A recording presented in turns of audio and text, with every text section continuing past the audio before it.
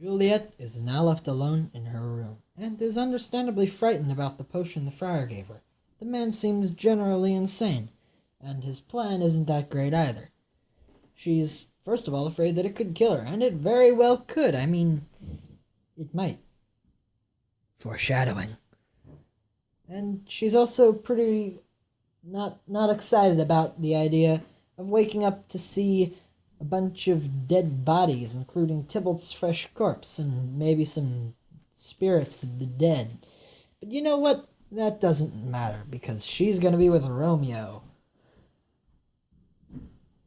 Let's hope. And so she steals herself and drinks the potion. Goes into bed.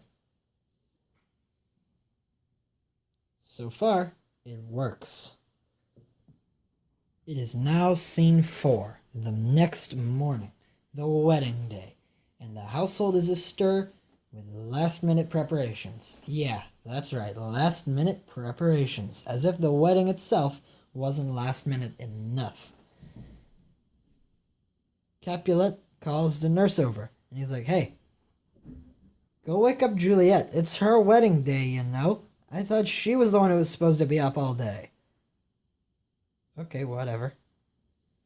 And so she goes up and wakes up Juliet. She can't wake her up. Yep, that's right. It's now scene 5.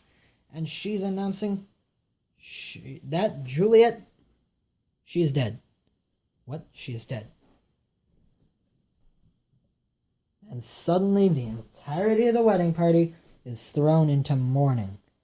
Everyone is sad because the bride is dead. I mean, what's not to be sad about? So the musicians grieve and play sad music. Paris, who arrives along with the ever-knowing Friar Lawrence, those two arrive. They both begin to grieve as well.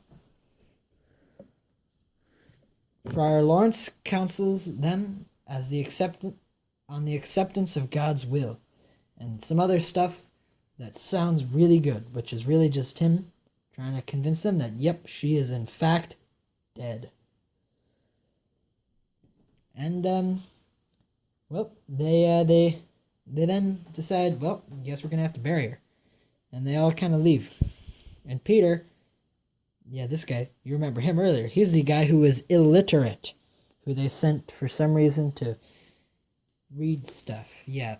Anyway, he has a lot of comedic stuff, some interaction with the musicians, but it doesn't really make much sense nowadays, so we're just going to cut it and have these guys leave, and we're going to move directly on to Act 5, Scene 1. We now head to Romeo's dwelling in Mantua.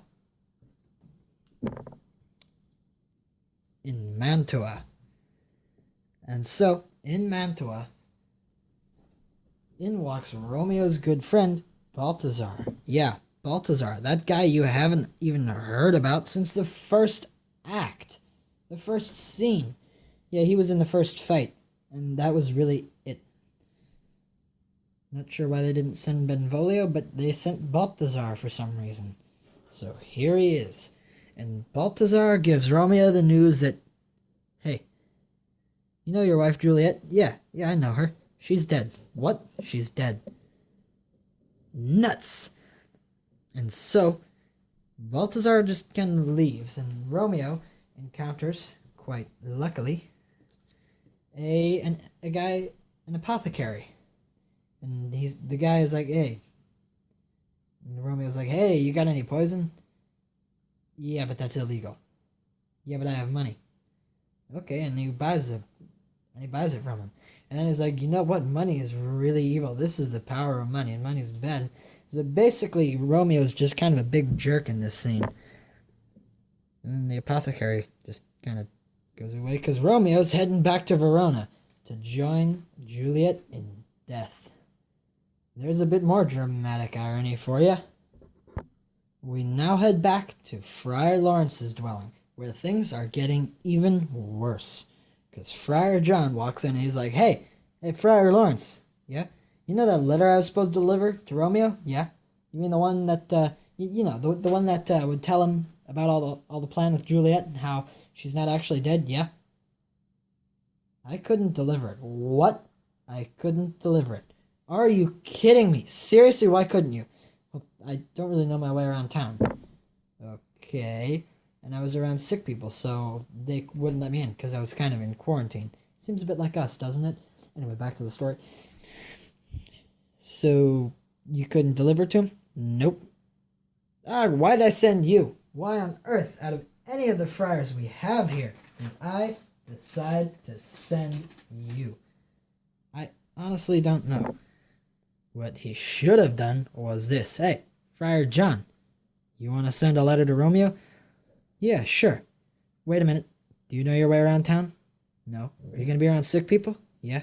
Okay, not you. Hey, Friar Anthony. Yes? You want to deliver the letter? Yeah. You been around sick people? No. You know your way around the city? Yeah. Okay, you deliver it. Why are you even here? I have no idea. But that's not how it went, because he gave it to Friar John, and Friar John couldn't accomplish it. Another one of the many things that doesn't go right. So, of course, Friar Lawrence says, hey, go get me a crowbar.